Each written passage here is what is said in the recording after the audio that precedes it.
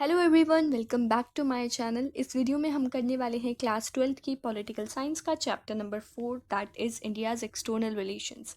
Last video में हमने chapter number 3 किया था इंडियन पॉलिटिक्स का, जो कि था politics of planned development.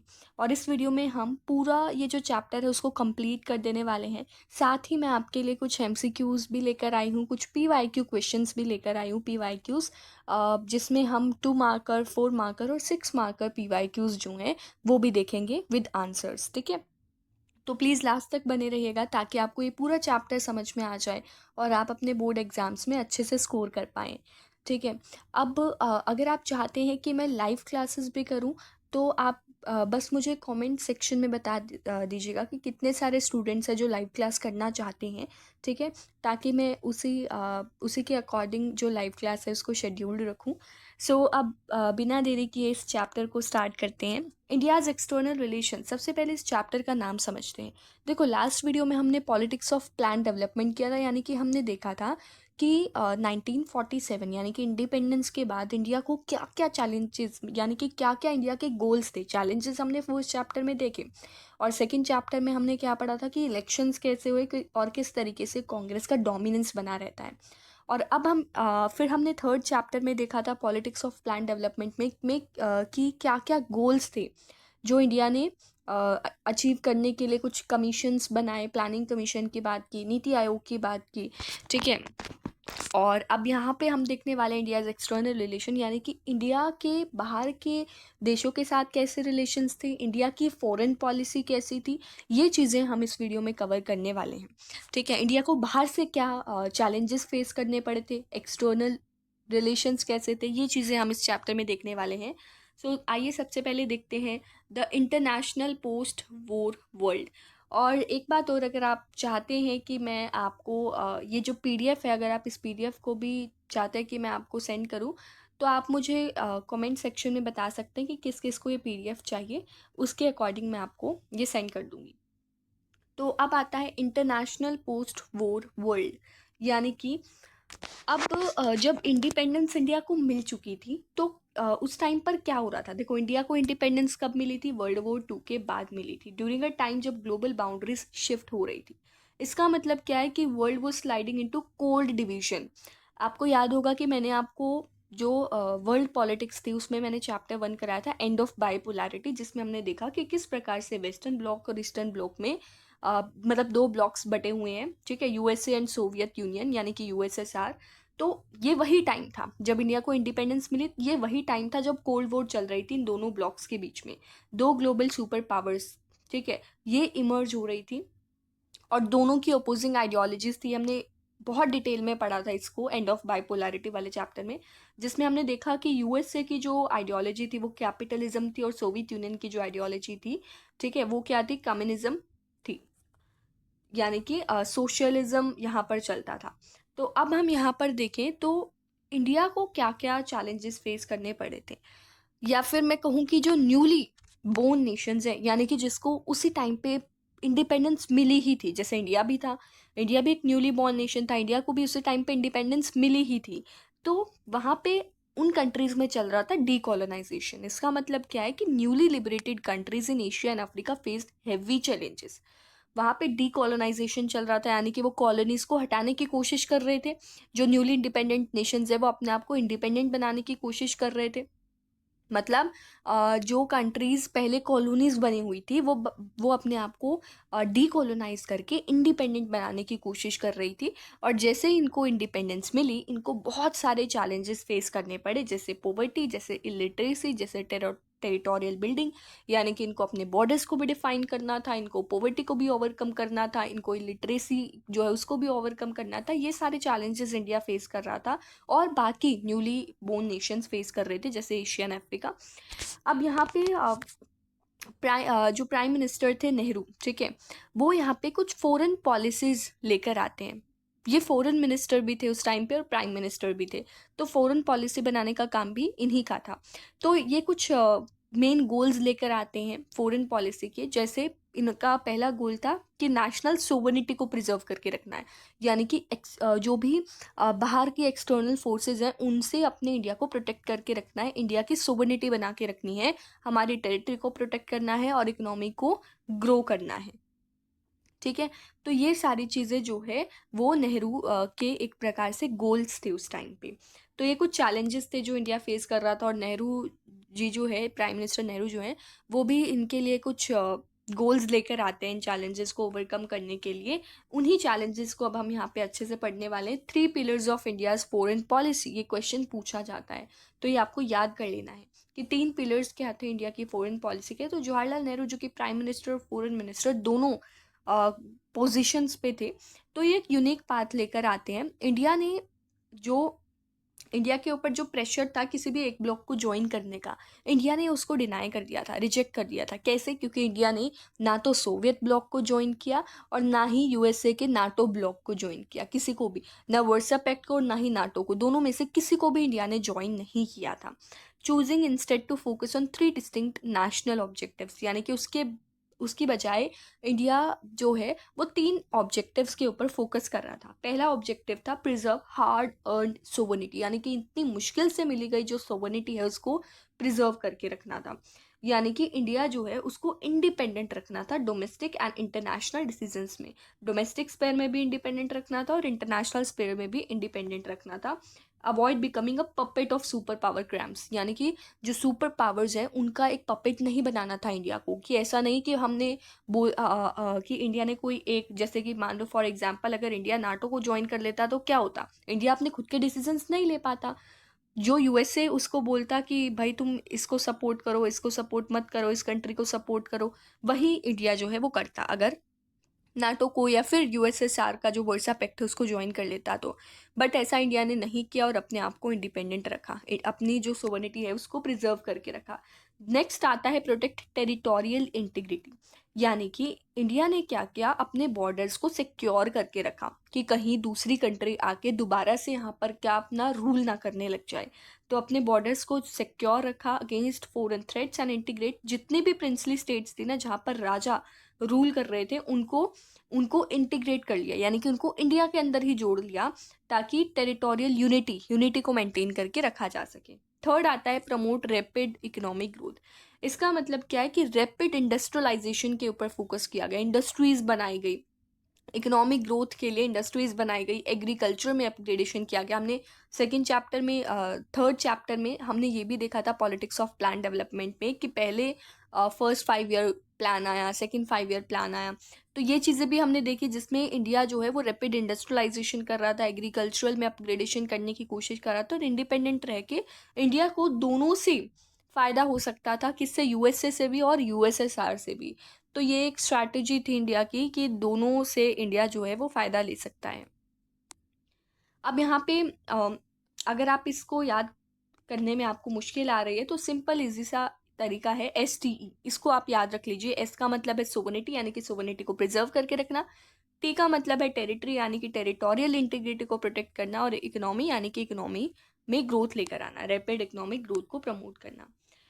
Next आता है कि अब हम जानते हैं कि इंडिया जो है उसने, आपने सुना होगा बहुत बार नॉन अलाइनमेंट, कि इंडिया जो है वो नॉन अलाइनमेंट मूवमेंट के यूपर फोकस करता है, यानी कि डिफाइनिंग स्ट्रैटेजिक ऑटोनॉमी। इंडिया क्या करता है, इंडिया दोनों में से किसी भी कैंप को ज्वाइन नहीं करता है, ना तो यूएसए को करता है और ना ही यूएसएसआर को करता है। ठीक है, इसी को कहते हैं नॉन अलाइनमेंट। अब एक बार इसके रिगार्डिंग बच्चे बहुत बार कंफ्यूज हो जाते हैं कि एक्चुअल में नॉन अलाइनमेंट का मतलब क्या है। ठीक है, तो इसको अच्छे से समझते हैं। तो नॉन अलाइनमेंट मूवमेंट, इसका मतलब क्या है, actively participating in world affairs, यानी कि आप वर्ल्ड अफेयर्स में एक्टिवली पार्टिसिपेट कर रहे हो बट न्यूट्रल भी रह रहे हो दोनों सुपर पावर से, मतलब किसी एक सुपर पावर को आपने ज्वाइन भी नहीं किया है लेकिन आप वर्ल्ड के अफेयर्स में एक्टिवली पार्टिसिपेट भी कर रहे हो। ठीक है, जैसे कि एग्जाम्पल, इंडिया ने ग्लोबल पीस को मीडिएट करने में पार्टिसिपेट किया था, यानी कि कोरियन वॉर क्राइसिस जब हो रही थी 1950 से 53, उसमें भी इंडिया ने अपना रोल प्ले किया।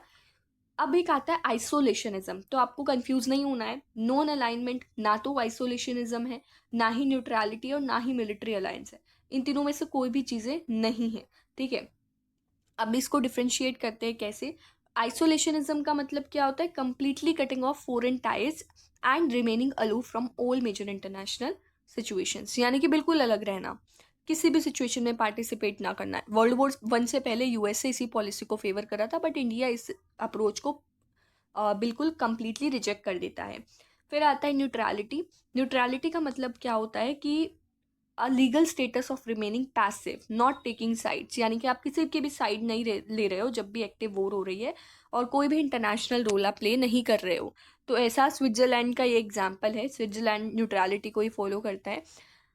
नाम जो है bye contrast is dynamic and speaks up against injustice, यानी कि अगर नाम की बात करें तो नाम डायनेमिक था।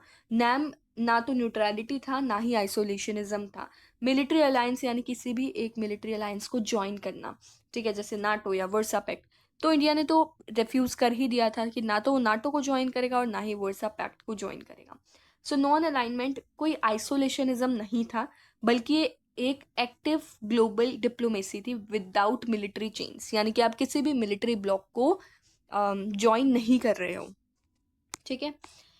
वैसे आपको ये सारी चीज़ें याद करने की ज़रूरत नहीं कि आइसोलेशनिज्म, न्यूट्रलिटी इनका मतलब क्या होता है। मिलिट्री अलायंस का मतलब आपको पता होना चाहिए कि नाटो या वर्सा पैक्ट के जो मिलिट्री मतलब नाटो या वर्सा पैक्ट जो है इसी को मिलिट्री अलायंस बोलते हैं, ठीक है। ये चीज़ आपको इतनी याद करने की ज़रूरत नहीं है, बट नॉन अलाइनमेंट के बारे में आपको पता होना चाहिए।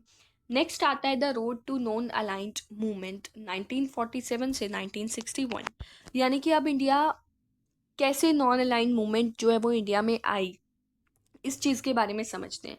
सबसे पहले मार्च 1947 में एशियन रिलेशंस कॉन्फ्रेंस होती है, जो कि न्यू दिल्ली में होती है। तो इंडिया जो है वो बहुत सारी एशियन कंट्रीज़ को एक साथ लेकर आता है।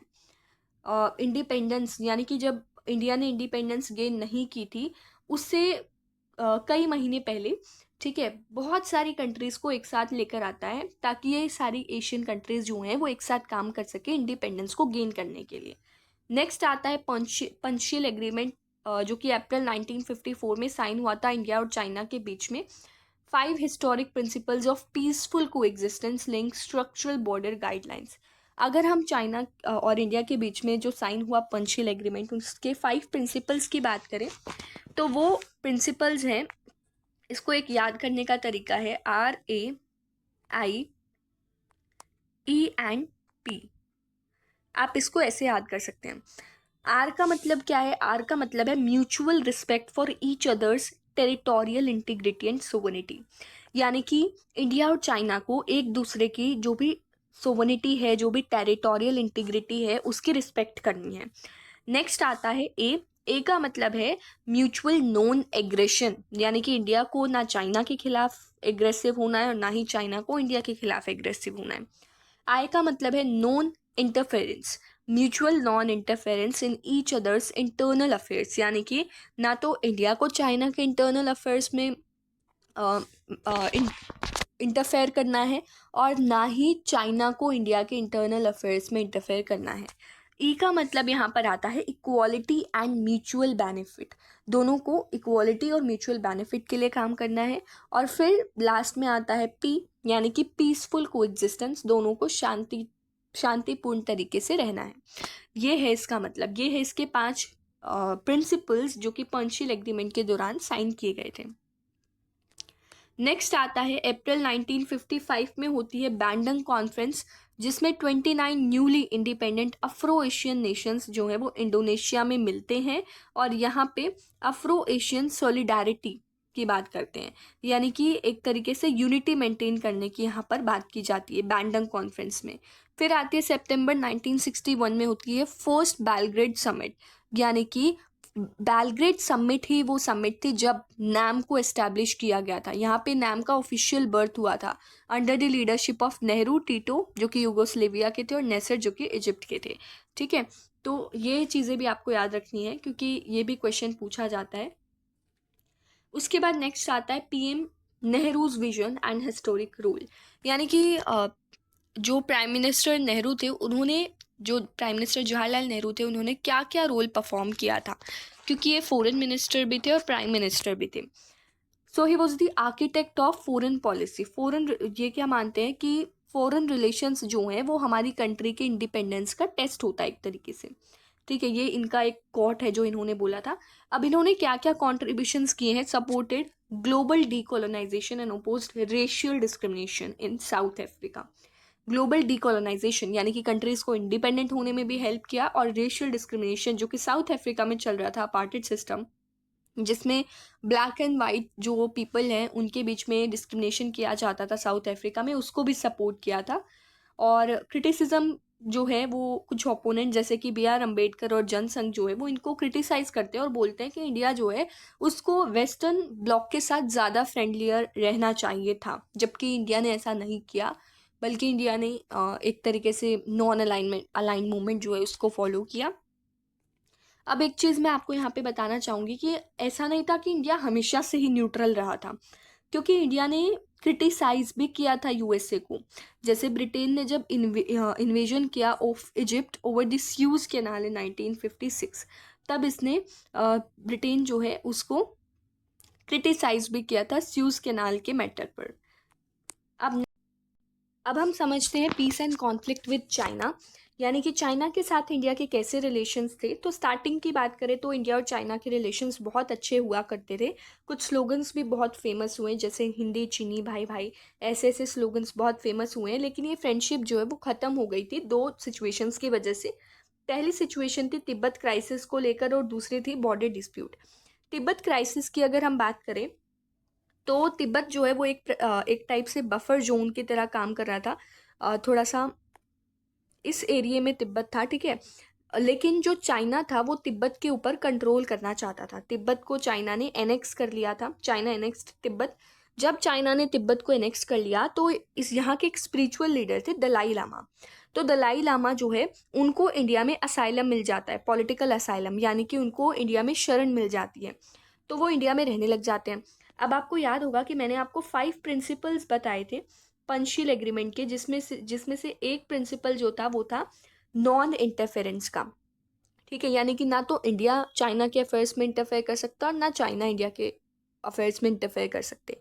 बट इंडिया ने क्या किया, स्पिरिचुअल जो लीडर था उसको पॉलिटिकल असाइलम दे के, चाइना को लगा कि इंडिया तो चाइना के साथ धोखा कर रहा है, क्योंकि उसने तो बोला था कि नॉन इंटरफेरेंस का प्रिंसिपल हम मानेंगे, बट इसने तो हमारा हमारा जो दुश्मन है, जो स्पिरिचुअल लीडर था उनका दलाई लामा, ठीक है, उसको पॉलिटिकल असाइलम दे दिया है। तो इस वजह से चाइना जो है वो, उसको लगता है कि इंडिया जो है उसने चाइना के साथ धोखा किया है।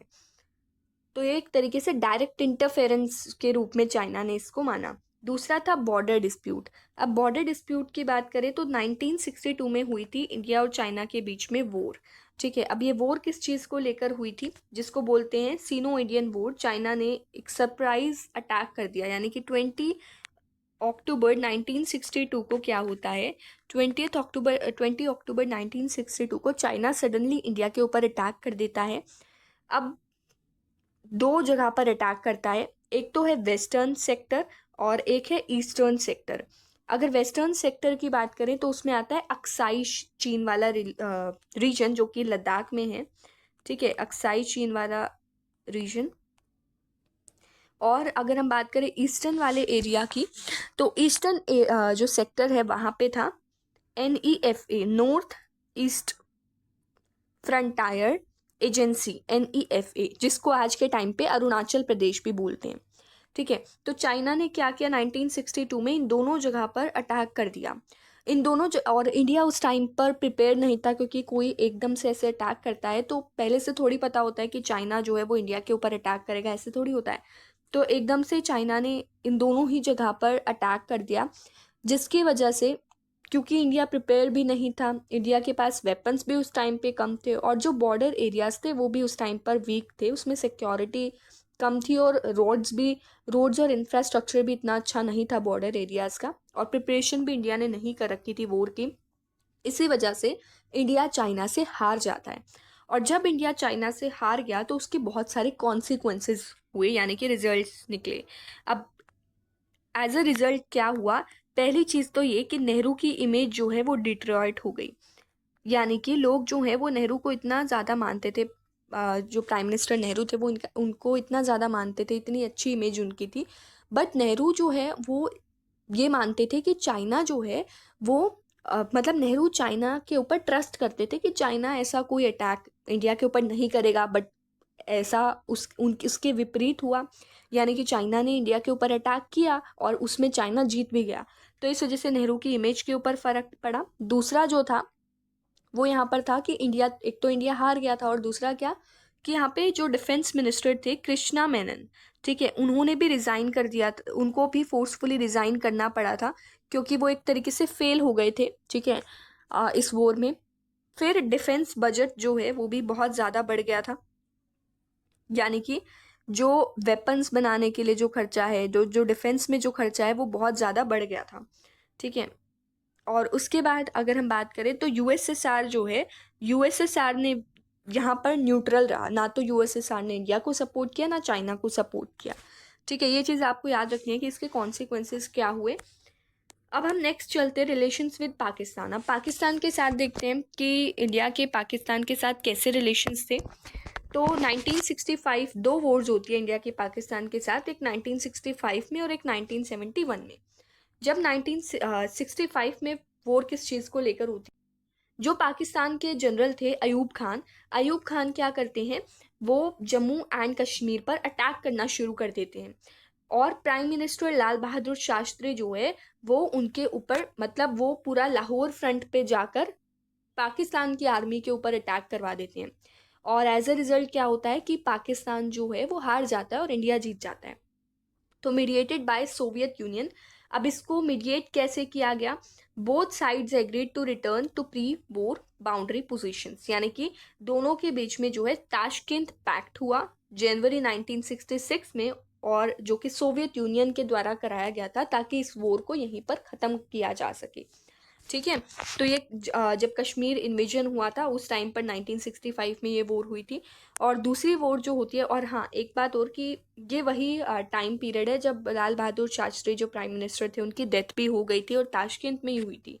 दूसरा आता है 1971 की वॉर, बर्थ ऑफ बांग्लादेश, यानी कि अब जो ईस्ट पाकिस्तान है वो क्या करता है, सिविल वॉर होती है ईस्ट पाकिस्तान में, जिसकी वजह से 8 मिलियन रेफ्यूजीज इंडिया में आ जाते हैं। अब आपको पता होगा कि वेस्ट पाकिस्तान कौन सा है और ईस्ट पाकिस्तान कौन सा है। ये है वेस्ट पाकिस्तान और ये है ईस्ट पाकिस्तान, जिसको आज हम बांग्लादेश के नाम से जानते हैं। तो ये जो वेस्ट पाकिस्तान था ये इसके ऊपर अटैक कर देता है क्योंकि ये पूरा कंट्रोल जो है अपने हाथ में लेना चाहता था। तो इस वजह से जो यहाँ के, जो इस एरिया में यानी कि ईस्ट पाकिस्तान वाले लोग जो हैं वो इंडिया में असाइलम लेना शुरू कर देते हैं, यानी कि इंडिया में धीरे धीरे आना शुरू कर देते हैं। और धीरे धीरे करके 8 मिलियन रेफ्यूजीज इंडिया में आ गए। और इंडिया का जो मिलिट्री कैंपेन, यानी कि इंडिया ने अब क्योंकि इतने सारे यहाँ पर रेफ्यूजीज आएंगे तो इंडिया कुछ ना कुछ स्टेप तो उठाएगा ही, वरना इंडिया के रिसोर्सेज ख़त्म हो जाएंगे, इतने सारे लोग एक जगह से उठ के दूसरी जगह पे आ जाएंगे तो, ठीक है। इस वजह से इंडिया जो है यहाँ पर इनको सपोर्ट करता है। और इंडिया ने इस तरीके से पाकिस्तानी सोल्जर्स को घेर लिया था कि 90,000 पाकिस्तानी सोल्जर्स ने सरेंडर कर दिया, जिससे इंडिपेंडेंट बांग्लादेश क्रिएट हो गया। और यहाँ पर भी एक एग्रीमेंट होता है इनके बीच में जिसको बोलते हैं शिमला एग्रीमेंट 1972 का, जिसको साइन किया गया था इंदिरा गांधी और जुल्फिकर अली भुट्टो के द्वारा ताकि पीसफुल बायलैटरल रिलेशंस को रिस्टोर किया जा सके।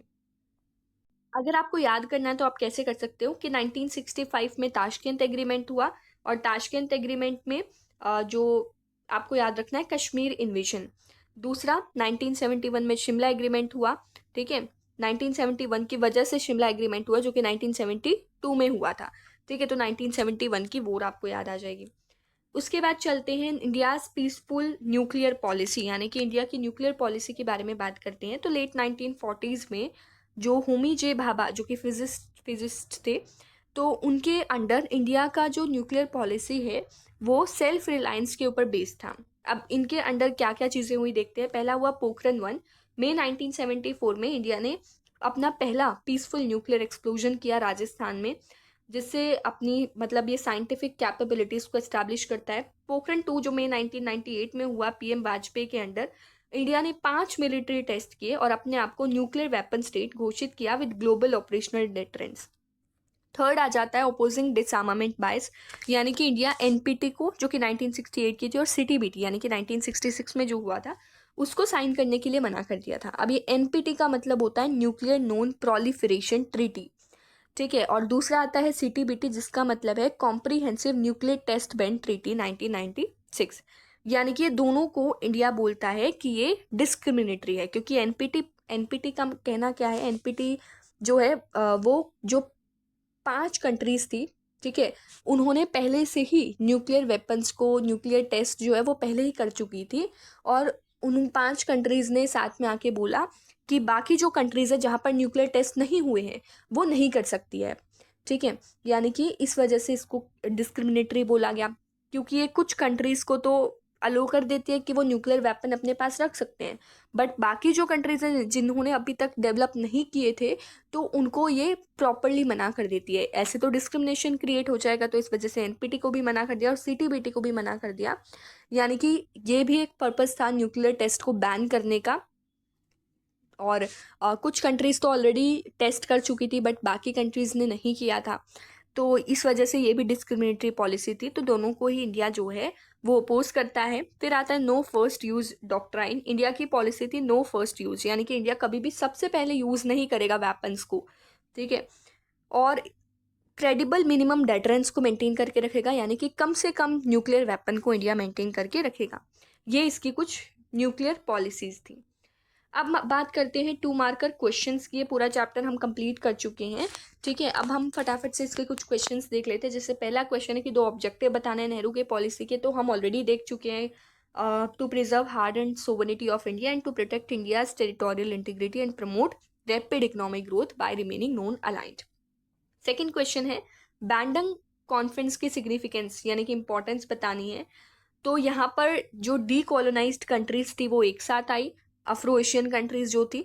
और ये यहाँ यहीं पर क्या हुआ था, जो नॉन अलाइंड मूवमेंट है 1961 में, उसका एक स्टेपिंग स्टोन, यानी कि एक तरीके से स्टेपिंग स्टोन था नॉन अलाइंड मूवमेंट के बर्थ के लिए, ठीक है। उसके बाद why did India refused to sign nuclear non proliferation treaty, है मैंने आपको बता दिया, क्योंकि ये नॉन न्यूक्लियर स्टेट को क्या करता है, it bad non nuclear state, यानी कि रोकता है नॉन न्यूक्लियर स्टेट को कि वो न्यूक्लियर कैपेबिलिटी को एक्वायर नहीं कर सकती है, ठीक है। जबकि पहले से जिन 5 कंट्रीज ने वेपन्स को रख रखा था उनको अलो कर देती है कि वो रख सकती है। नेक्स्ट आता है नो फर्स्ट यूज का मतलब क्या है। इसका मतलब है कि इंडिया कभी न्यूक्लियर वेपन को सबसे पहले यूज नहीं करेगा और क्रेडिबल मिनिमम डेटरेंस को भी मेंटेन करेगा, यानी कि कम से कम न्यूक्लियर वेपन को मेंटेन करेगा।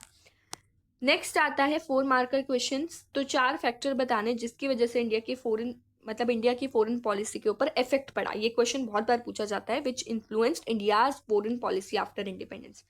पहला जो जिससे इफेक्ट पड़ा वो था कोल्ड वॉर, जो कि यूएसए और यूएसएसआर, आपको पता है 2 ब्लॉक्स में बटा हुआ था इंडिया जो वर्ल्ड था वो, ठीक है। तो इसकी वजह से इंडिया जो है वो एक ऐसी पॉलिसी लेकर आता है जिससे वो अपनी ऑटोनॉमी को प्रिजर्व करके रख सके। दूसरा आता है डीकोलोनाइजेशन वेव्स, यानी कि India anti colonial struggles, Asia और अफ्रीका में जो एंटी कॉलोनियल स्ट्रगल्स चल रहे थे उसको सपोर्ट करता है।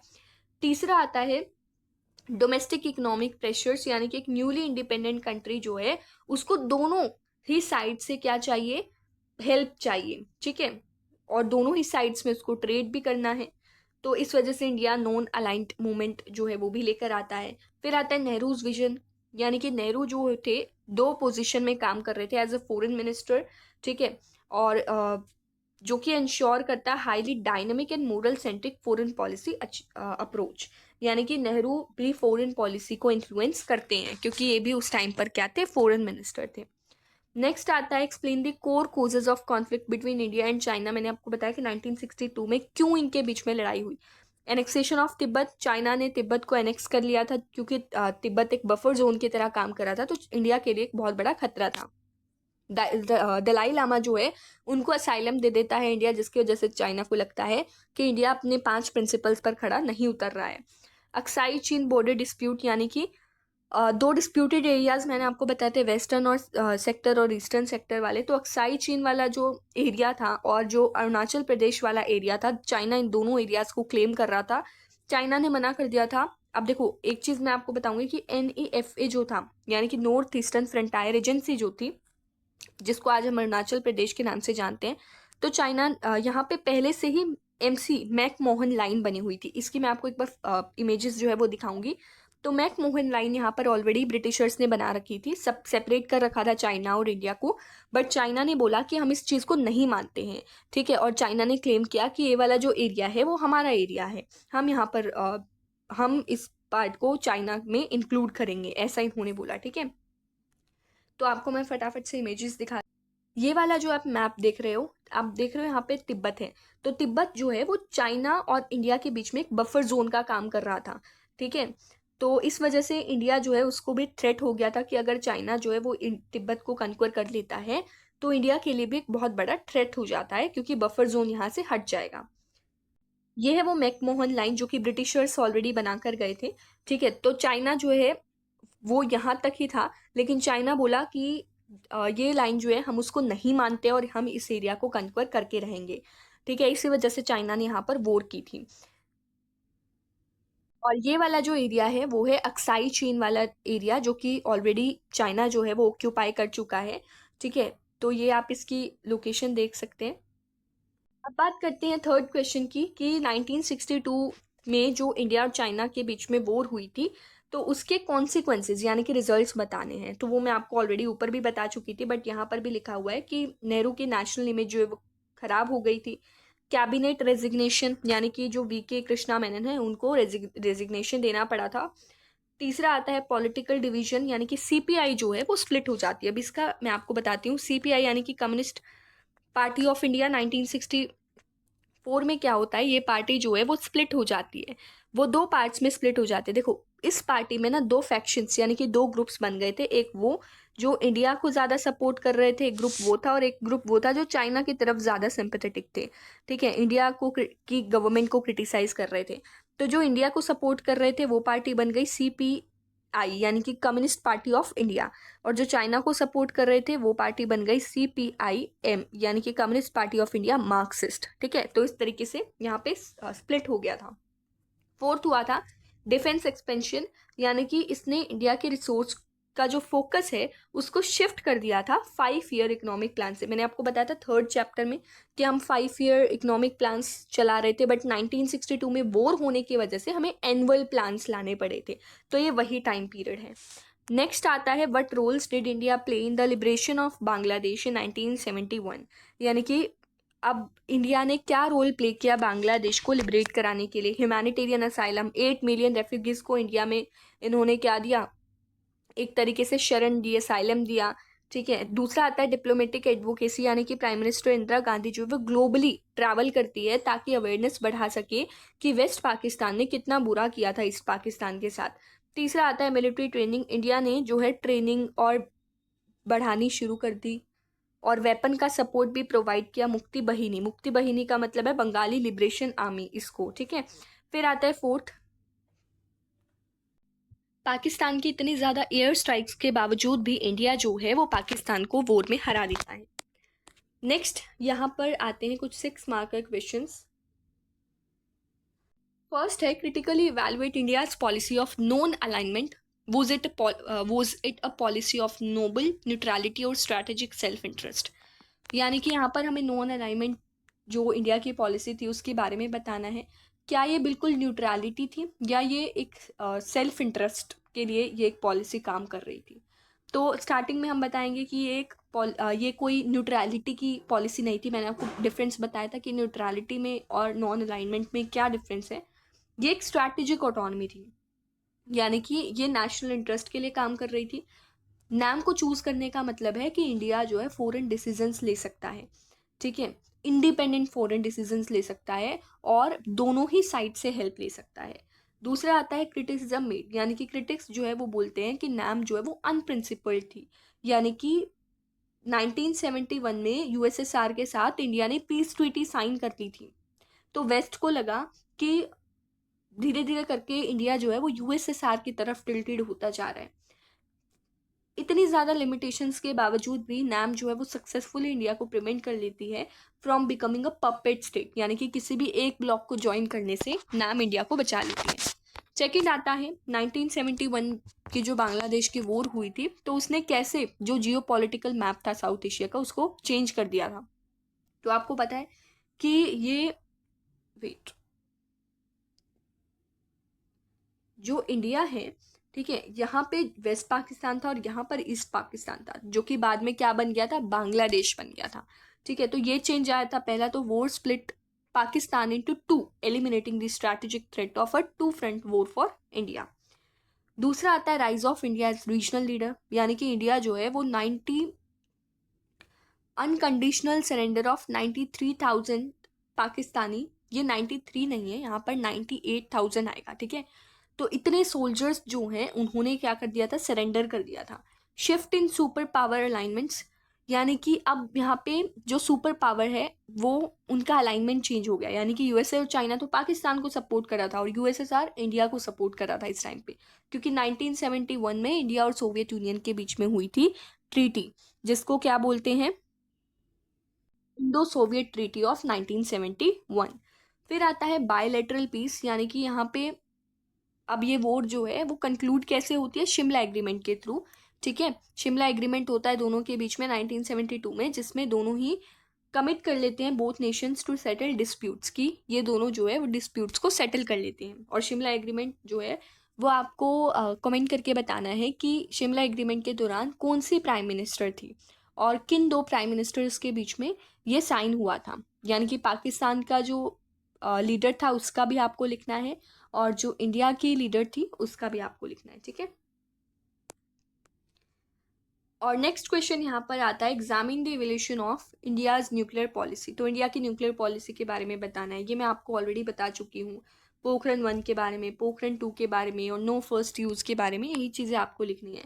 फिर आता है analyse the risk peak and sudden decline of Hindi चीनी भाई भाई। अब आपको इसी वॉर के बारे में बता देना कि कैसे पहले तिब्बत के रिगार्ड, पहले आपको स्टार्टिंग से, क्योंकि 6 मार्क का क्वेश्चन है तो आपको इंट्रोडक्शन देना है, फिर आप लिखोगे कि पहले जो है पंचशील एग्रीमेंट हुआ था दोनों के बीच में, फिर आप 5 प्रिंसिपल्स भी मेंशन कर सकते हो। ठीक है, उसके बाद आप यहाँ पर क्या लिखोगे, और ये 1954 में हुआ था। ठीक है, फिर यहाँ पे 59 में क्या हुआ था, तिब्बत वाला जो सिचुएशन थी वो आप बता सकते हो कि कैसे तिब्बत के जो पॉलिटिकल, जो स्पिरिचुअल लीडर थे उनको पॉलिटिकल असाइलम इंडिया के द्वारा दिया जाता है। और फिर आप 1962 की वॉर के बारे में लिख सकते हो। अब यहाँ पे कुछ MCQs हैं, हालांकि इनके आंसर्स ऑलरेडी मैंशनड हैं, और आगे जो वीडियोस होंगी उनमें मैं कोशिश करूँगी कि मैं आपको आंसर्स बाद में बताऊँ। ठीक है, तो पहला आता है Panchsheel agreement was signed on 29 April 1954 between India and China.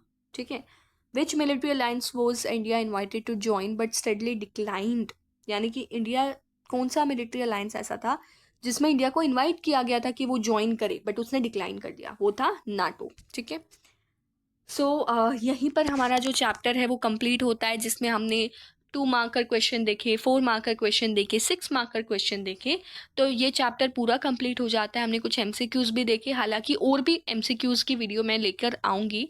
सो अगर आपको ये वीडियो अच्छी लगी है तो प्लीज़ इसको शेयर कीजिएगा अपने फ्रेंड्स के साथ और लाइक एंड सब्सक्राइब करना मत भूलिएगा। ऐसे ही वीडियोज़ के लिए बने रहेगा मेरे चैनल के साथ। So thank you and have a nice day.